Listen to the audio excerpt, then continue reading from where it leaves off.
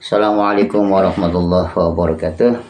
Bismillah, alhamdulillah, wa syukurillah, wa la hawla wa la quwwata illa billahil aliyil azim. Allahumma salli ala sayyidina Muhammad wa ala ali sayyidina Muhammad. Saudara-saudaraku sekalian yang dimuliakan Allah, semoga dalam keadaan sehat walafiat, diberikan rezeki yang cukup, berlimpah dan berkah. Yang punya hajat semoga disukseskan Allah, yang sakit moga disembuhkan, yang sedang sempit moga dilapangkan, yang berkeluarga moga diberikan keluarga sakinah, mawaddah warahmah, tentrem, ayem, damai, sejahtera lahir wal batin. Saudaraku sekalian yang dimuliakan Allah, hari ini bila kita itu melihat dan membuka YouTube, banyak sekali di sana itu oknum Habib yang isinya dalam ceramah itu adalah doktrin tentang nasab kemuliaan dirinya. Entah ini gejala atau fenomena apa, yang pasti baru sekarang inilah setelahnya adanya kisru nasab, adanya tesisnya Kiai Haji Imaduddin yang sampai sekarang itu belum ditanggapi oleh oknum habaib atau oleh oknum Rabithah Alawiyah, tetapi yang marak dan ramai sekarang adalah narasi atau framing atau doktrin yang saya nilai banyak ngawurnya. Hati-hati ya saudara terhadap doktrin ini yang ada ya, menyatakan tentang kesaktian para datuknya yang katanya bisa bertemu dengan Allah dalam sehari ya 70 kali, sedangkan Kanjeng Nabi saja itu kan cuma 1 kali. Ada yang bisa mendatangkan hujan dan menyetop hujan, ada yang bisa memadamkan api neraka ya. Kemudian juga doktrin yang untuk membuat kagum ya, seperti mengikut para habaib ini ada tanggungan husnul khotimah, tanggungan syafaat, tanggungan surganya, dan menakut-nakuti bagi yang tidak mengikuti ibarat banjir bandang yang tidak naik kapalnya para habaib sehingga akan celaka. Sekali lagi bahwa doktrin semacam ini banyak ngawurnya, maka itu janganlah kita mudah mengikuti. Nah ini fenomena ya, doktrin ini kok ya sangat marah sekali. Mungkin ini adalah jawaban yang mereka sampaikan, yaitu untuk supaya umat ini selalu dalam keadaan mengikuti, memuliakan, menghormati ya mereka sebagai kasta yang tertinggi. Saya katakan tidak ada kasta yang tertinggi meskipun dia itu adalah zuriyah Kanjeng Nabi apabila akhlaknya buruk, apabila tidak bisa mencapai takwa Allah, apabila ia sombong, maka meskipun itu zuriyah Nabi, mereka justru akan berhadapan dengan Kanjeng Nabi, dengan murkanya Kanjeng Nabi. Jadi boro-boro akan mendapatkan syafaat. Ya saya katakan seperti itu, bahwa zuriyah Nabi itu juga pasti ada salahnya. Janganlah mudah mencatut nama Kanjeng Nabi Muhammad SAW, tetapi akhlaknya justru meniru akhlaknya musuhnya Kanjeng Nabi, yaitu yang sombong, yang jumawah ya.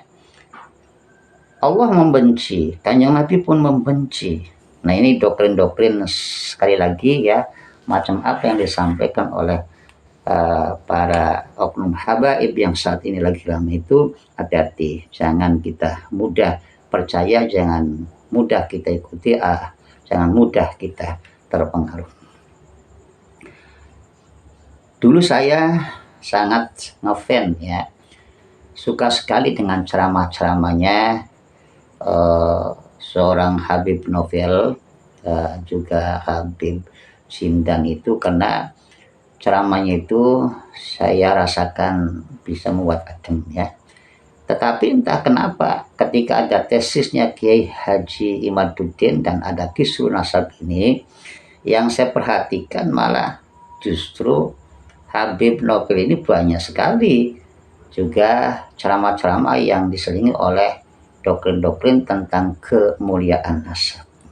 Dan ada satu dua ya yang menarik untuk saya komentari.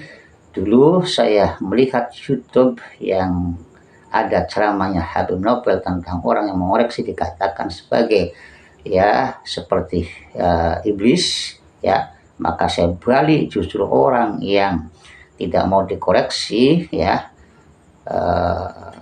atau baturul haq hukum tunas, menolak nasihat, menolak koreksi dan merendahkan yang lain, itulah justru yang sadar atau tidak telah mengambil atau telah bernasab pada sifat iblis. Jadi yang iblis itu, ya seperti iblis itu ya orang yang tidak mau dikoreksi.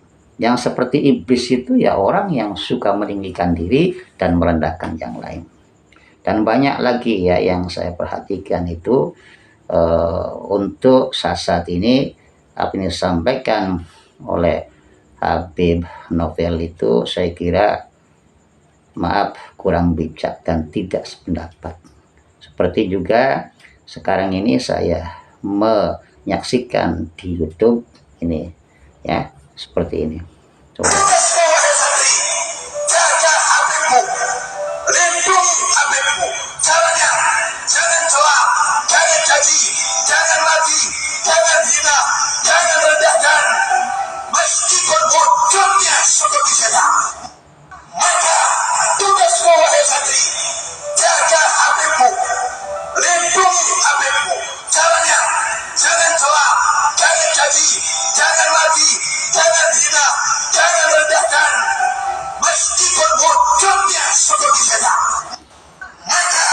Nah ini kan ceramahnya itu kan di hadapan santri, kemudian berpesan kepada santri untuk menjaga dan melindungi Habib. Yang dimaksud ini Habib ini zuriat Kanjeng Nabi atau gimana? Sebab kalau dikatakan zuriat anak cucu Kanjeng Nabi bukan hanya berkenan Habib saja, tapi juga terhadap Syarif, Syed, dan juga di Nusantara ini banyak sekali ya, Gus, Ajengan, dan lain-lain. Itu juga akan termasuk zuriat Nabi daripada jalur Wali Songo. Kalau hal menghargai, ya melindungi, itu kan bukan cuma untuk Habib saja. Menghormati, ya memuliakan, bukan cuma untuk Habib saja, tapi juga wajib kepada ulama kita, kepada kiai kita, kepada orang-orang soleh, dan juga kepada semua orang muslim. Kita wajib dong menghargai, melindungi. Dan haram itu untuk mencela, menghina, atau mencaci maki. Jadi bukan hanya untuk Habib saja yang kita harus jaga, harus kita lindungi, harus kita muliakan, harus kita hargai. Lagi pula para santri ya, saya kira tugas utamanya adalah bukan hanya menjaga Habib yang mestinya itu. Yang paling utama adalah anak santri yang masih muda dan notabene juga kebanyakan masih anak-anak itu. Kita didik mereka, kita semangati mereka untuk terus mencari ilmu, mencari ilmu, mencari ilmu. Dari situlah itu mereka akan mendapat kemuliaan. Dari situ juga mereka akan mendapatkan kebahagiaan. Dari situ juga ya anak muda itu masa depan itu akan selamat di dunia wal akhirat dengan ilmu. Itu loh ya, dengan ilmu. Dan otomatis dengan ilmu itu juga anak-anak muda kita itu akan bisa menghargai sesamanya, menghargai Habib, menghargai ulama, menghargai kiai, menghargai sesama, dan mengerti akan hak dan kewajiban. Itu adalah ilmu. Jadi anak-anak santri yang kita ya semangati adalah mengutamakan ilmunya itu loh, sebagaimana yang disampaikan oleh sahabat Ali, hayatul fatawallah bil ilmi wa tuqa, kehidupan seorang pemuda yang baik dan terbaik itu adalah bil ilmi wa tuqa, yaitu dengan ilmu dan dengan sikap takwa. Karena dengan ilmu itulah mereka punya kunci keselamatan, kunci kebahagiaan, kunci kecemerlangan di masa depan. Man aradad dunya fa'alaihi bil ilm. Barang siapa yang ingin bahagia selamat ya dalam dunia, maka capailah dengan ilmu. Man aradal akhirah wa alaihi bil ilmi. Begitupun ingin selamat bahagia sampai ke Darussalam, capailah dengan ilmu. Man aradahuma fa alaihi bil ilmi. Ya. Begitupun ingin selamat bahagia di dunia wal akhirah adalah juga dengan ilmu. Maka dikatakan likulli syai'in thariq, setiap sesuatu ada jalan. Jalan ke surga adalah bil ilmi. Dengan ilmu orang juga bisa mencapai derajat tinggi. Dengan ilmu pula kita bisa membedakan mana hak mana batil. Dengan ilmu kita juga bisa menata akhlak kita, di mana akhlak ini bagian daripada sikap mulia yang dituntun oleh Kanjeng Nabi SAW. Maka dari kecil itu ya, kalau di madrasah, di musola, kita diajarkan sebelum kita banyak bersosial ya, menjelang dewasa, menjelang remaja. Itu di kampung-kampung anak-anak diajarkan yang namanya kitab Akhlaqul Banin. Dalam awal Akhlaqul Banin itu sepertinya saya masih ingat, itu ada kalimat yajibu alal waladi ayatahallaqo bil akhlaqil hasanah. Adalah wajib bagi seorang anak ya untuk mempelajari dan mengamalkan akhlakul hasanah, akhlak yang bagus, li'aisha mahbuban, supaya kehidupan ke depan itu mereka jadi mulia, mereka dicinta oleh keluarganya, menjadi pelita keluarganya ya, bisa memberikan manfaat kepada yang lainnya, bahkan bisa menjadi contoh teladan bagi yang lainnya. Jadi untuk para anak muda ini mestinya diajarkan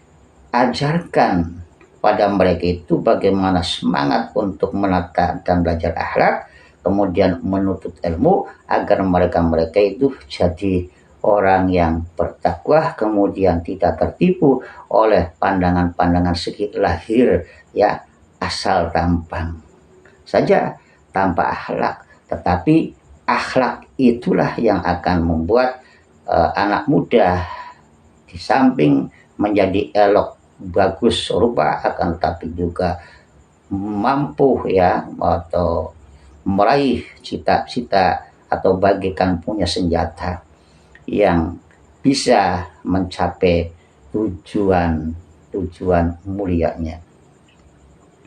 Ingat anak muda la yang sepa'ud bisyanu husnu wujuhim. Tidaklah manfaat husnu wujuhim meskipun itu wajahmu itu ganteng dan ayu. Ya. Idza kanatil akhlaqu khairan. Ketika dirimu itu tidaklah nampak akhlak yang baik. Nah, dari sini pentingnya ya, mestinya anak muda itu jangan disesar untuk hanya menghargai etnis, kelompok tertentu, kasta tertentu saja. Tapi ajarkan kalau memang itu harus menghargai, kalau itu harus menghormati, kalau itu harus memuliakan, semuanya lah kita muliakan. Itu.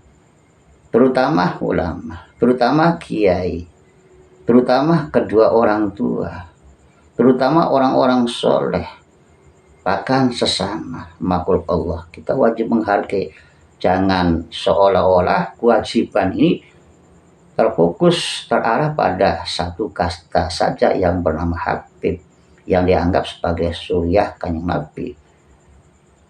Bahwa suriah Kanjeng Nabi bukanlah hanya bergelar Habib saja, tetapi di Nusantara ini juga banyak ya suriah Kanjeng Nabi yang gelarnya adalah syahid, yang gelarnya adalah sayyid, yang gelarnya adalah ajengan, yang gelarnya adalah gus, yang gelarnya adalah kiai, yang gelarnya tanpa gelar ya juga bisa jadi adalah zuriyah Kanjeng Nabi. Jadi kalau kita mau menghormati, menghargai, memuliakan dan harus menjaga, melindungi adalah semua makhluk Allah, semua umat Kanjeng Nabi Muhammad SAW. Adapun kemudian bahwa memuliakan Habib itu akan mendapat syafaat, sama memuliakan ulama juga akan mendapat syafaat, bahkan orang-orang soleh saja bisa akan memberikan syafaat.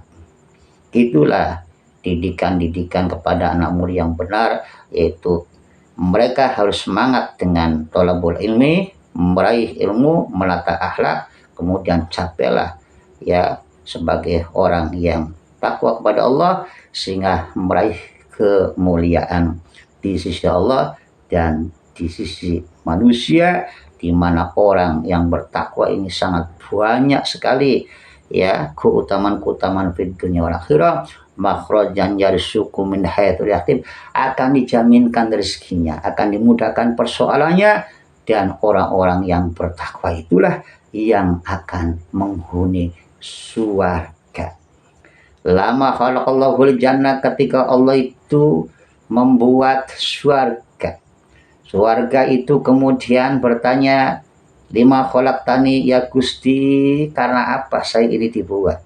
Kemudian Allah menjawab, kamu diciptakan untuk orang-orang yang bertakwa. Ya, tanpa ilmu tidak mungkin orang itu bertakwa. Tetapi kalau tidak ada akhlak berarti rusaklah takwanya. 3 mutiara. Ya, ini harus dirangkaikan jadi satu, yaitu akhlak, ilmu, taqwallah, atau ilmu, akhlak, taqwallah. Itulah baru anak muda yang punya harapan, anak muda yang bisa diharapkan selamat bahagia di dunia wal akhirah. Demikian apa yang saya sampaikan, kurang lebihnya mohon maaf yang sedalam-dalamnya. Billahi taufiq wal hidayah. Assalamualaikum warahmatullahi wabarakatuh.